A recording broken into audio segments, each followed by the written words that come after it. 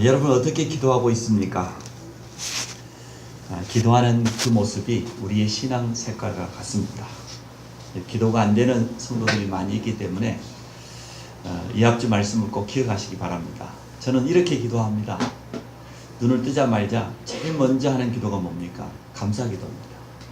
하나님, 오늘도 내게 새날을 주셔서 감사합니다. 오늘 하루를 살아갈 수 있는 새 힘을 내게 하여 주옵소서. 그리고 성령 충만 놓고 기도합니다. 내 영혼에, 내 마음 생각에, 내 육신 가운데, 내 가는 곳마다 하나님의 성령으로 역사해 줘요. 그리고 그리스도 안에 있는 그 비밀을 가지고 기도합니다.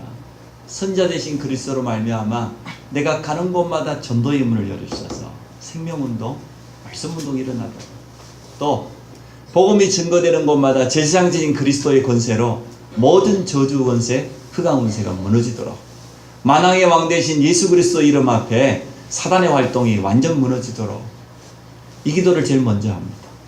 이게 복음 누리는 기도입니다. 참된 감사와 성령 충만과 그리스도의 비밀, 이게 복음 누리는 기도예요. 그리고 두 번째 기도가 뭡니까?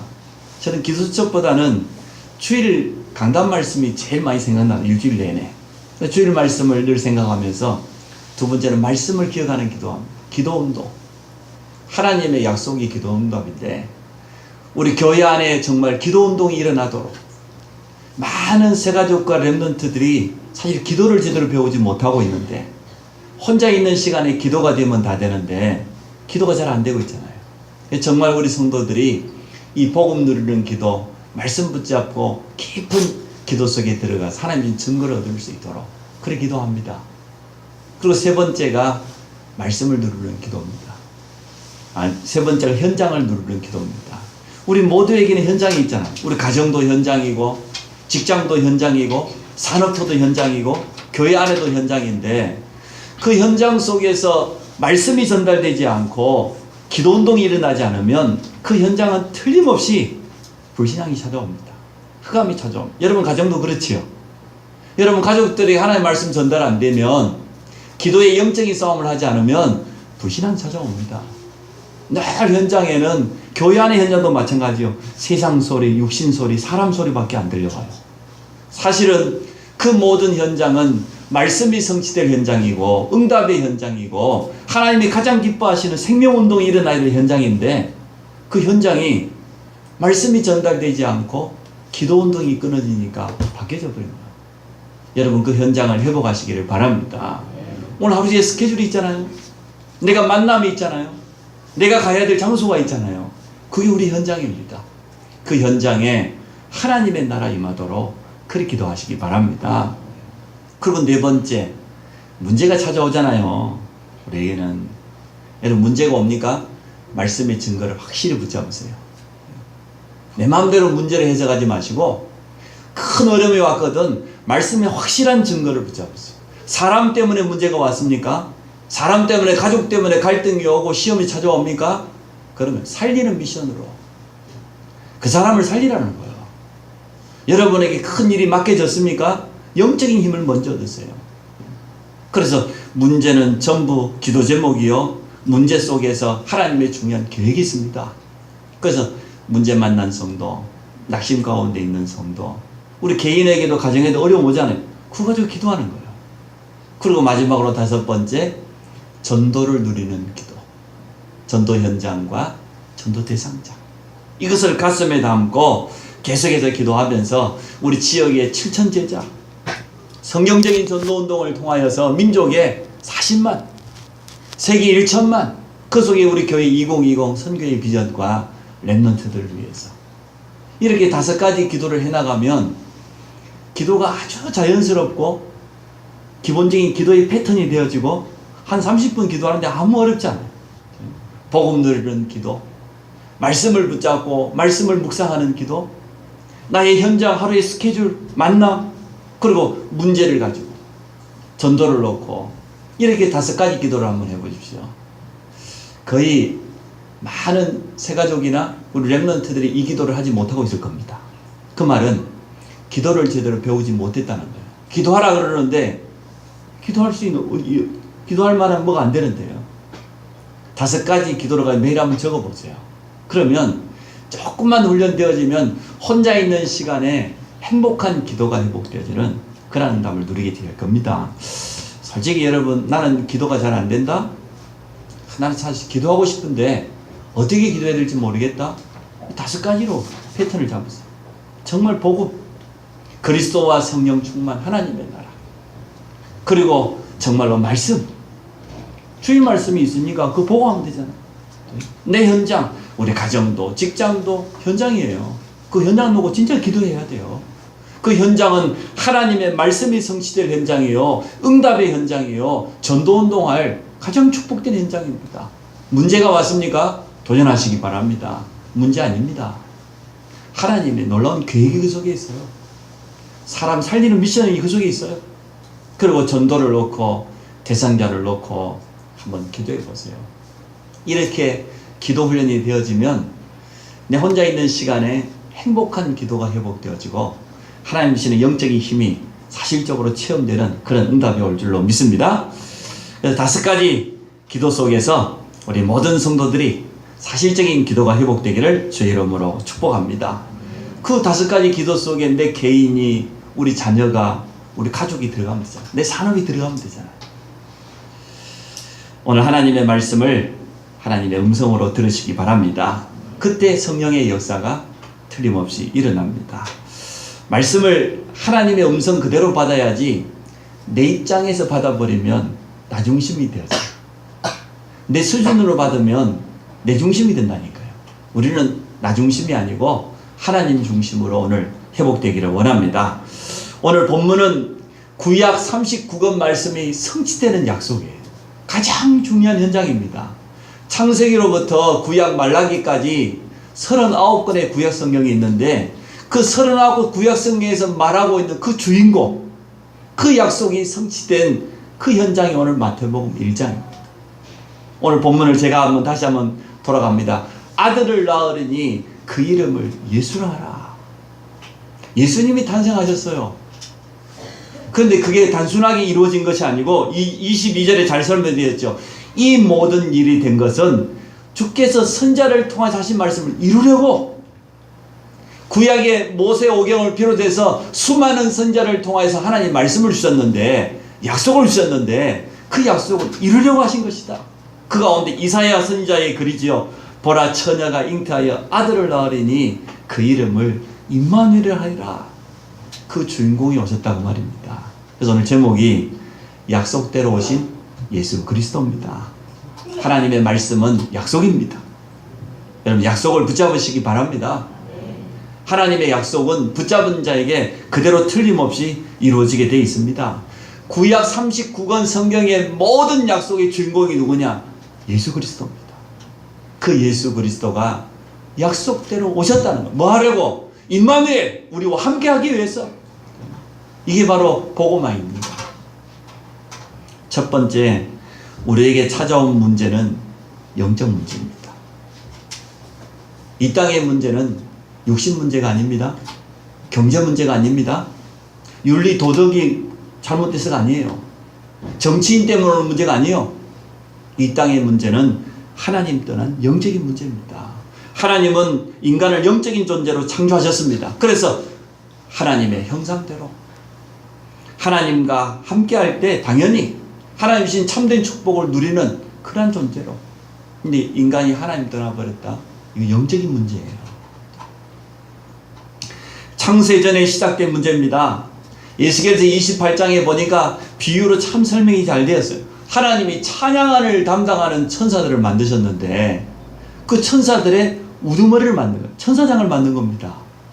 천사장이기 때문에 당연히 그 밑에 있는 천사들을 다스려야 되니까 하나님의 아름다움과 지혜와 능력을 주었어요. 그런데 하나님이 주신 이 귀한 능력을 가지고, 이 지혜를 가지고 타락해버린 거예요. 이사야 14장에 보니까 지극히 높은 자와 비길이라. 하나님을 대적한 겁니다. 찬양을 담당하는 천사장이 타락해서 교만한 마음이 들어서 하나님을 대적한 거예요. 그래서 결국 어떻게 됐습니까? 쫓겨난 겁니다. 하늘로부터. 지금도 눈에 보이지 않게 역사하고 있습니다. 지금도 활동하고 있습니다. 그 이름이 뭡니까? 사단이라고도 하고 마귀라고도 하고.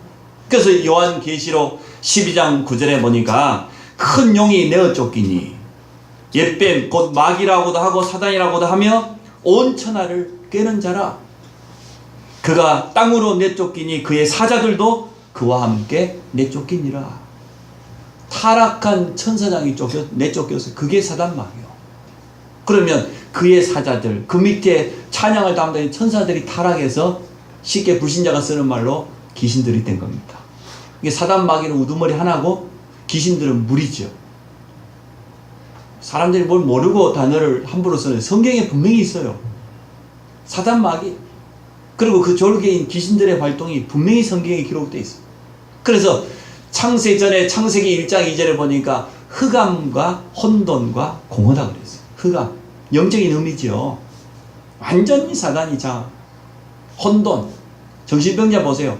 무질서합니다. 자기 마음대로 안 됩니다. 공허. 불신자들이 아무리 가져도 채워지잖아요. 이 사단이 장악하면 이렇게 되어져요. 이게 창세전에 시작된 문제입니다. 우리 인간에게 찾아온 영적인 문제는 창세전에 시작된 문제라니까요. 그게 창세기 3장의 근본 문제로 정확하게 알려졌지요. 이 타락한 사단이에요. 뱀 속에 들어가서 여자인 하와를 유혹하는 거예요. 뭐라고 유혹합니까? 선악과를 먹으면 결코 죽지 않을 뿐만 아니라 선악과를 먹으면 하나님처럼 될 수 있다는 거예요. 네가 하나님처럼 될 수 있다. 이게 창세기 3장 문제. 이 불신앙을 심어서 첫사람 아담과 하와를 무너뜨려 버렸어요. 하나님 떠나게 만들어. 이게 모든 인류의 저주의 시작입니다. 첫사람 아담과 하와가 범죄함으로 말미암아 모든 사람이 죄를 범하였다. 우리는 아담의 후손이기 때문에 우리의 의지와 상관없이 우리에게 선택권이 없어요. 하나님의 법에 의해서 아담 이후로 태어난 모든 인간은 죄인입니다. 창세기 3장의 원죄를 가지고 태어납니다. 지금 태중에 지금 아이를 가지고 있는 분이 지금 태중에 4명이나 지금 들어있어요. 참 감사할 일이죠. 근데 오늘 태어난 갓난아이 할지라도 원죄 가지고 있어요? 안 가지고 있어요? 가지고 있어요. 아담의 후손이에요. 아담의 후손은 죄인이에요. 그래서 여자의 후손 예수 그리스도 오신 거예요. 천주교는 잘못 말하고 이제 태어난 애가 뭔 죄가 있냐? 그게 윤리 도덕이에요. 그 윤리적으로 도덕적으로 무슨 죄가 있습니까? 영적인 죄를 모르니까요. 하나님의 말씀을 그만큼 천주교가 안 믿는 거예요. 이래가지고 태어나자마자 죽은 아이가 뭔 죄가 있냐? 지옥 안 간다. 유아 림보설. 천국도 아니고 지옥도 아닌 중간에 림보 거기 간다. 참 무신자들이 들으면 참 믿기겠지요. 참 그럴다 하지. 믿음 없는 성도들이 보면 그렇지 뭐 이제 태어난 애가 뭐 거짓말을 해서 도둑질을 했어. 거의 죄를 이렇게 육신적으로 윤리도 영적인 죄라니까요. 하나님 떠난 원죄는 영적인 거예요. 노아 시대 보십시오. 네피림에 빠졌습니다. 영적인 존재인 인간이 육체가 되어버렸어요. 육체의 쾌락을 쫓았어요. 네피림이라는 말은 완전 사단이 역사하는 우상시대를 말하거든요. 그러다 보니 우상 숭배하는 그 시대와 그 지역을 가보면요, 반드시 타락된 문화가 자리 잡고 있어요. 제가 태국에 한번 갈 때마다 참 많이 느낍니다.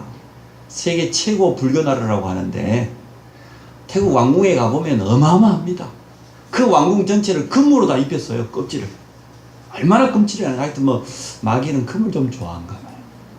그러죠. 뭐 좀 무당도 보면은 뭐 불상 그냥 안 발라놓지요. 막 금으로 입히더니 금칠을 하든지 색칠을 하든지 해가지고 이래서 왕궁 전체가 금으로 다 입혀놨어요. 대단합니다. 그런데 온 나라가 우상이에요. 완전히 세계 최고 불교 나라. 그렇게 마음 비우고 제대로 살려고 하는데 세계 최고의 타락된 나라.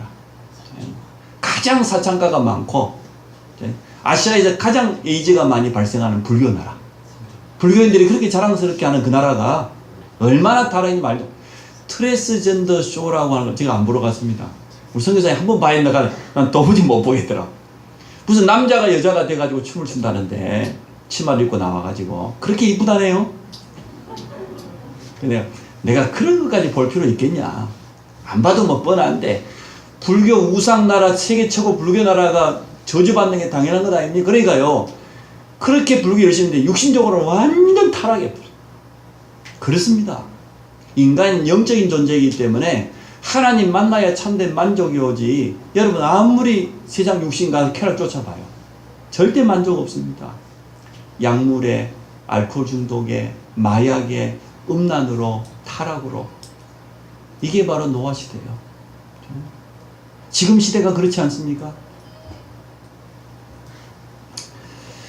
거기에다가 창세기 11장에 하나님 없는 성공을 향하여서 바벨탑을 쌓아갑니다. 여러분 우리 신앙생활을 하는데 내 문제 해결하려고 우리 자녀 잘 되려고 사업 성공하려고 합니까? 그건 올바른 신앙생활 하는 거 아니에요. 그게 나중심이에요. 그게 바벨탑이에요. 여러분 예수 그리스도 때문에 행복하시기 바랍니다. 복음 자체가 너무 좋았어. 그럼 사업 안 되면 예수 안 믿으랍니까? 우리 가정에 어려움 오면 예수 안 믿으랍니까? 아니잖아요. 거의 지금 신앙생활 하는 사람들도 나 중심, 육신 중심, 성공 중심, 세상에서 출세하고. 그걸 한국 교회가 지금 큰 교회들은 전부 복 받아라는 거예요. 뭔 복입니까?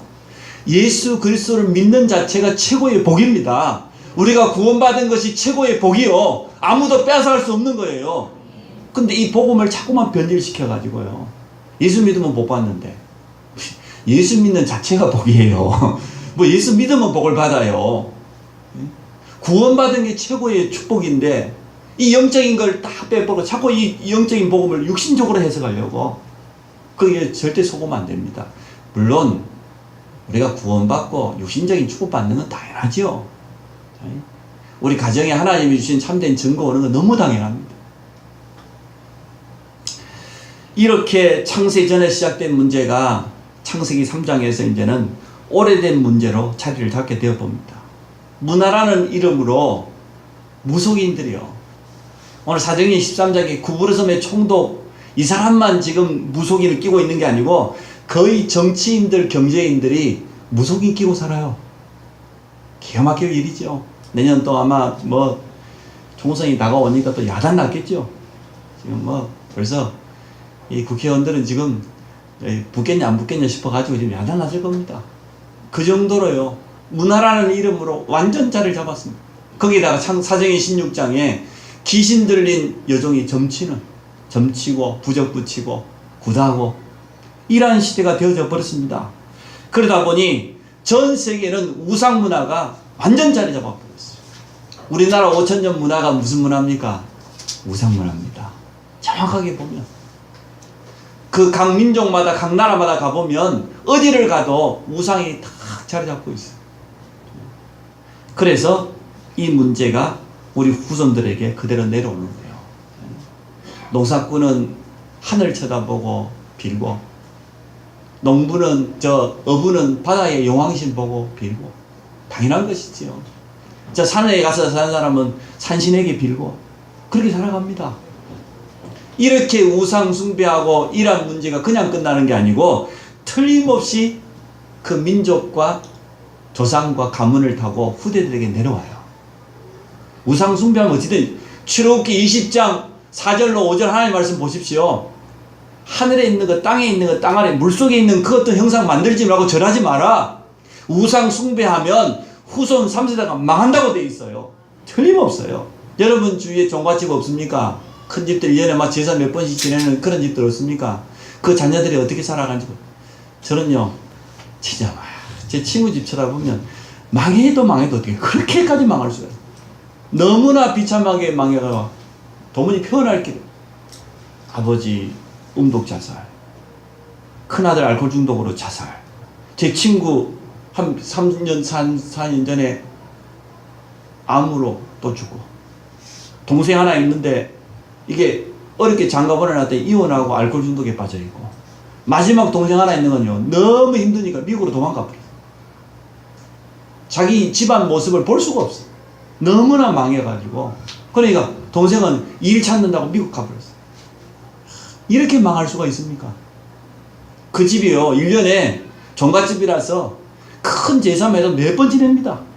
그런 집입니다. 잘 산다고 생각했던 그 집안이 이제는 뭐 완전히 무너져 씨가 말라버렸어요. 이야, 참. 여러분, 하나님 말씀을 믿으시기 바랍니다. 제가 오늘 겁주는 게 아니고 여러분을 협박하는 게 아니고 성경에 있는 걸 말하는 거예요. 이 천사장이 타락해서 마귀가 됐다니까요. 이게 창세기 3장에 뱀 속에 들어가서 아담과 하와를 넘어뜨렸는데, 그때도 모든 인류는 태어나는 순간 원죄 가운데 있어요. 죄인이에요. 영적으로 죽어 있어요. 운명이 잡혀 있어요. 그러다 보니 무속, 점술, 우상 문화가 점점 강하게 일어나서 이게 우리 후대들에게 그대로 영적인 저주로 대물림으로 찾아갑니다. 무속인 자녀 한번 가보세요. 종갓집들 말이에요. 특별한 종교 가지고 열심히 완전 무너졌어. 얼마나 무너졌는지 이제는 가정에 대해서 물어보기 힘들어요. 가정이 이제는 불화 정도가 아니고 가정이 깨져버리고, 그러면 그 밑에 자라는 자녀들 어떻게 됩니까? 어쩌면 또 닮아갑니다. 또 닮아가요. 이것을 무너뜨리는 이 문제를 해결할 복음을 하나님이 약속하셨다 그 말이에요. 그 약속이 오늘 이루어졌는데 그 주인공이 누구라고요? 예수 그리스도다 그 말이에요. 오늘 그 한마디 하려고 지금 제가 이렇게 장황하게 설명을 했습니다.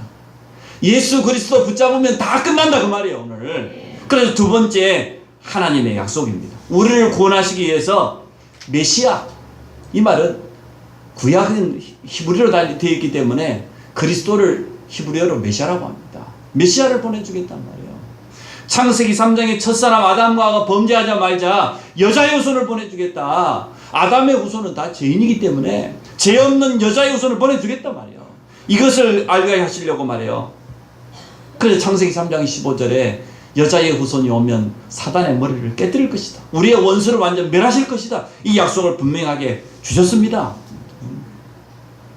이걸 깨닫지 못하니까 노아에게는 방주를 통해서 설명했어요. 그 노아 시대에, 네피림 시대에, 타락한 그 시대에 방주를 만들어라. 누구든지 방주 안에 들어가면은 홍수 심판 때 살아남는다는 거예요. 그 방주가 예수 그리스도를 설명합니다. 성경 전체가 예수 그리스도를 말한다니까요. 예수 그리스도 안에 가면 살아요. 세상에 아무리 타락된 문화가, 흑암 문화가 우리 후대들을 덮쳐와도 우리 자녀들이 예수 그리스도 안에, 방주 안에 있다고 하면 승리할 줄 믿습니다. 노아를 통해서 그걸 설명해 주는 거예요. 또 놓쳐버렸어요. 그래서 어떻게 됐습니까? 애굽의 노예가 되어진 겁니다. 강대국의 노예가 되어진 겁니다. 430년 동안 노예 생활을 했습니다. 완전 저주 가운데 있었습니다. 하나님은 몇 사람을 통해 또 회복시키는 거예요. 그 중에 지도자 모세지요. 모세를 부르셔가지고 뭐라고 합니까? 내 백성을 데리고 나가라는 거예요. 왜? 출애굽기 3장 18절에 가서 희생제사를 드린다는 거예요. 피해배를 드려라.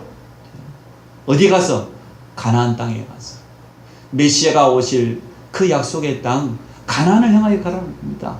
이 언약 붙잡았는데 6월절 피 바른 날 완전하게 빠져나왔습니다.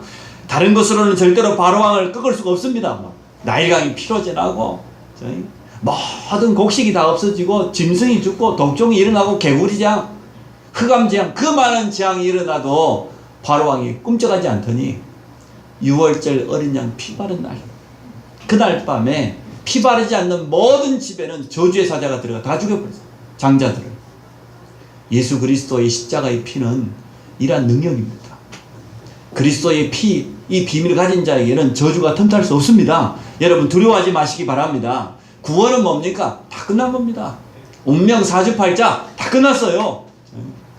믿음이 없어가지고 뭐 숨어서 점쟁이 찾아가는 집사님도 있고 뭐 장로님도 있고 그런다는데, 여러분 정 안 믿어지면 한번 가보시기 바랍니다.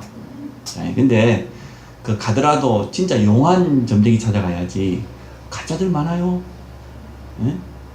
점쟁이 그 무당 만드는 속성 학원이 서울에 가면 있다네요. 2달 만에 만들다가 IMF 때는 3주 만에 만들었다네요. 사람이 너무 많이 오니까. 이래가지고 뭐 대강 뭐 배워가지고 뭐 뛰다가 보니까 되는지 모르겠는데, 그럼 무당만 돈벌이 하려고. 또 뭐 사주, 역학 이런 책 가지고 있는 분들 있죠. 늘 관심이 많은 사람들, 철학과 운영 거의 수준이 비슷비슷합니다. 근데 진짜한테 가면 압니다. 진짜한테 가면. 저도 진짜 찾아가 본 적이 있어요. 전도사 때인데요. 야, 내가 하나님 자녀가 되었는데 하나님의 성령이 내 안에 계시는데 처음에는 무당집 가려니까 좀 두려움이 오더라고요. 그때 제가 믿음이 좀 약했던 것 같아. 대나무를 집집마다 이렇게 세워놓은 제가 무당촌 한가운데 자취방을 얻었어요. 하필이면 또 앞집 무당, 옆집 무당 돌아서면 한 6집, 7집 무당이요. 그래 한 번은 무당집에 전도하러 갔는데요. 이게 교회 다니다가 무당 됐다네. 기분이 얼마나 나쁘던지. 이래가지고 제가 이제 마음을 먹었습니다. 하나님이 무당촌 한가운데 방을 얻게 하신 것은 하나님의 계획이 있는데 내가 그냥 여기 잠만 자다 가면 되겠냐. 아침마다 새벽 기도 나갈 때 무당집에 가서 기도하기로 마음 먹었어요. 처음에는 뭐 대나무 잡으려니까 좀 이상하더만 기분이. 대나무를 탁 잡고 주 예수 그리스도 이름으로 명령한다. 이 무속인을 붙잡고 있는 더러운 귀신을 예수 이름으로 떠나가라고 막. 아무도 안 보니까 새벽에 막 기도하고 그리고 무당집을 다 찾아갔어요. 한 집 한 집 찾아갔어요. 인자 뭐 무당된 사람도 있고 울더라고요. 이러다 보니까 무속인데 이제 오래된 사람 힘이 다 빠졌어. 그러니까 뭐 마지못하게 점성만 받아놓지 뭐 힘이 다. 이래가지고 가는 중에 한 집에 갔더니 제가 혼자 가기 좀 그래서요. 청년 한 명을 유혹했다고요. 야, 우리가 예수 믿는데 무당집 한 번도 안 가보면 되겠냐. 양심이 있지. 가자. 내가 혼자 못 가겠으니까. 그 말은 못하고 같이 가자. 이게 또 간다는 거예요. 또 이게. 둘이 갔네요. 야, 갔더니 먼저 온 손님이 있어요. 밖에 기다리라고요. 밖에 기다리는데 보니까 먼저 온 손님이 가만히 뒷밖에 들리잖아요. 딱 겉모습 보니까 벌써 마담 언니라. 다방 나가고 술집 나간 그런 언니들이 와 있어. 이래가지고 막 남자친구 물어보고 뭐. 그래서 제가 딱 들어갔지 않습니까? 그 다음 기다렸다 딱 들어갔는데 앉으려고 하는 순간 무속이 앉지 말라는 거예요. 왜 왔냐는 거예요. 아니 무역인은 전 보러 왔죠. 에? 근데 복채도 가져왔다. 앉지 말라는 거예요. 예수 믿는 사람이 오러 왔냐는 거예요. 그 말 듣는데 속에서 얼마나 희열이 느껴지던지. 저게 알긴 아는구나. 그 말 안 했다면 제가 시험 들 뻔했어요. 예수 믿는 사람 저만 안 나온다는 거예요. 빨리 가라는 거예요. 야, 이래가지고 쫓겨나는데도요 얼마나 기쁜지. 뒤돌아보니까 막 소금 뿌리고 야단 나서 막 구정 탄다고. 예수 믿는 것들이 괜히 와가지고. 그래 너무 힘이 나가지고 그 다음에 또 갔네요. 야, 한 번 더 솔직히 이야기했어요. 복음을 설명했어요. 오늘 제가 말했던 1번의 이 문제, 창세전에 시작된 문제, 그리고 이게 하나님 떠나서 지금 당신 붙잡고 당신 자녀에게 벌써 어려움이 왔어요. 그렇지 않냐. 근데 이 무속인이 참 솔직한 분이요. 내가 전사라고 이제 밝혔으니까 전사님 내 마음대로 안 된다. 맞죠? 자기도 이거 안 하고 싶죠? 안 된다는 거예요. 그러면 더 솔직한 이야기를 했어요. 전사님 몇 번 왔다 갔는데 전사님 자꾸 왔다 가면 손님도 끊어지고 전발도 안 받고 쉽게 말해 자기 영발이 떨어지는. 여러분 복음 듣든지 안 듣든지 가시기 바랍니다. 네? 불신자들 자꾸 찾아가야 돼요. 우리 빛이요.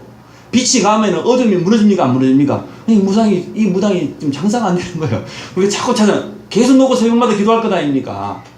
이야, 결국은요 그 무당 말고 그 옆에 있는 무당은 아예 다 때려치고요. 우리 교회는 할머니 무당이 회개하고 돌아왔는데 자녀들이 망해도 그리 망합니까? 한 가정도 없는 자녀. 모든 자녀들 7가정인데 다 이혼했어요.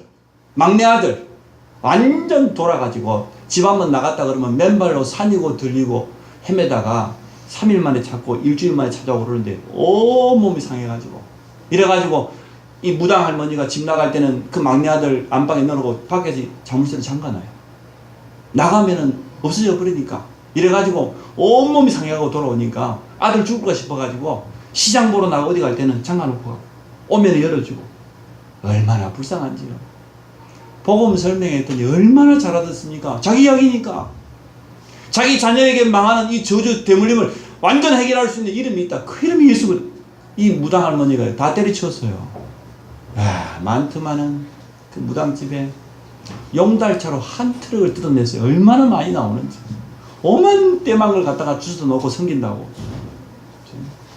여러분 그래 안 해봐서 지금 막 심각성이 없지요. 예수 그리스도는 메시아입니다. 구원자입니다. 우리 인생의 근본 문제를 완전하게 해결했어요.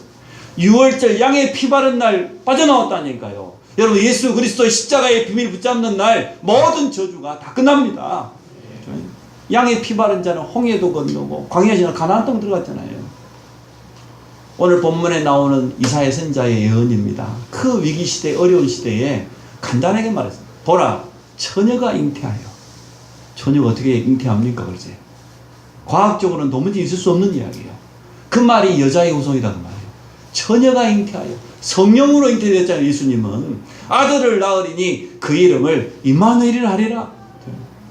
오늘 이 메시지가 꼭 이해돼야 돼요. 특히 우리 새가족들은 오늘 이 말씀을 꼭 마음속에 담아야 돼요. 구약 성경 39권의 모든 예언 약속 그 주인공 예수 그리스도. 세 번째 주인공이 바로 예수 그리스도입니다. 예수 이름의 비밀, 자기 백성을 그들의 죄에서 구원할 자라고 오늘 설명이 잘 되어 있습니다. 그 이름이 어떤 이름입니까? 구원을 주시는 유일한 이름입니다. 다른 이로서는 구원을 얻을 수 없나니 천하 사람 중에 구원을 만한 다른 이름이 없어요. 오직 예수 이름밖에 없는 줄 믿습니다. 빌립보서 2장 9절로부터 11절에 보니까 모든 이름 위에 가장 뛰어난 이름이 뭐냐? 예수 그리스도입니다. 하늘에 있는 자, 땅에 있는 자, 땅 안에 있는 모든 자들이 무릎 꿇을 수 있는 이름이 예수 그리스도 이름입니다. 모든 입이 주라고 시인할 수밖에 없는 유일한 이름이 있는데 그분이 예수 그리스도예요. 초대교회가 예수님을 주라고 불렀기 때문에 그래서 피박당해서 로마로부터. 주라고 하는 말 큐리오스 그 말은 로마 황제에게만 쓰는 단어였어요. 그런데 초대교회가 보니까 황제가 아닌 예수를 주라고 하네요. 로마인들이 이해가 안 되는 거예요. 아니 우리 황제만 유일한 큐리오스인데 저 예수 믿는지 예수쟁이 저것들은 말이에요. 예수를 보고 주라고. 예수 그리스도 외에는 참된 주가 없어요. 임마누엘의 약속을 성취하게 해놓으신 그 이름이 바로 예수입니다. 근데 그 예수님은 그리스도 일을 하셨어요. 그리스도 안에 있는 직분 세 가지입니다. 십자가에서 흘리신 피로 우리의 모든 죄를 다 해결해 버렸다니까요. 구약에는 예수님 오시기 전에는 뭐가 피 흘렸습니까? 양이 대신 피 흘렸습니다. 예배드리러 나갈 때마다 양을 들고 나갔습니다. 제사장이 그 양을 잡아서 피를 뿌렸습니다. 제단에 뿌릴 때 죄 용서 받았습니다. 그걸 대속물이라고 해요. 내가 죽을 수 없으니까 나를 대신해서 양이 대속물. 마가복음 10장 45절에 예수님이 뭐라고 했어요? 내가 온 것은 인자가 온 것은 섬김을 받으려 함이 아니고 도리어 섬기려 하고 자기 목숨을 모든 사람을 위하여 대속물로. 예수님이 죄 없으신 그분이 십자가에 피 흘리심으로 우리의 모든 죄는 다 해결됐습니다. 믿는 순간 다 끝나버렸어요. 요한복음 19장 30절에 다 이루었다. 구약의 모든 예언 약속이 예수 그리스도의 십자가에서 다 이루어진 것입니다. 왕 대신 예수 그리스도. 요한일서 3장 8절에 죄를 짓는 자마다 마귀에게 속해 있어요. 마귀에게 잡혀 있어요. 하나님의 아들이 오신 것은 마귀의 일을 멸하게 하셨다.